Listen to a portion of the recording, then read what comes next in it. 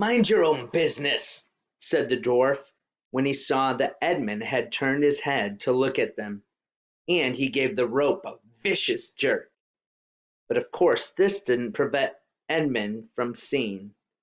Only 5 minutes later he noticed a dozen crocuses growing round the foot of an old tree, gold and purple and white.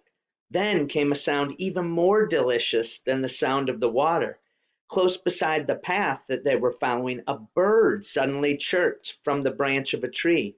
It was answered by a chuckle of another bird a little further off, and then, as if it had been a signal, there was chattering and chirping in every direction, and then a moment of full song, and within 5 minutes the whole wood was ringing with birds' music, and wherever Edmund's eyes turned he saw birds alighting on the branches, or sailing overhead, or chasing one another, or having their little quarrels, or tidying up their feathers with their beaks.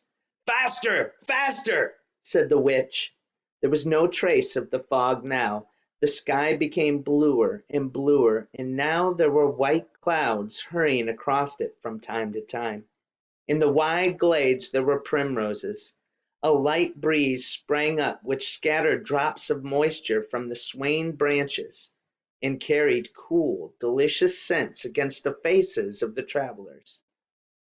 The trees began to come fully alive.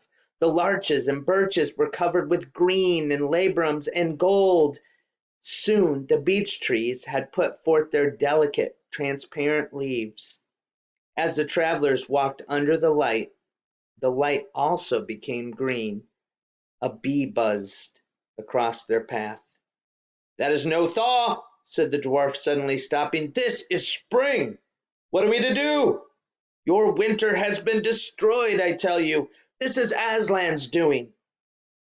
"If either of you mentions that name again," said the witch, "he shall instantly be killed."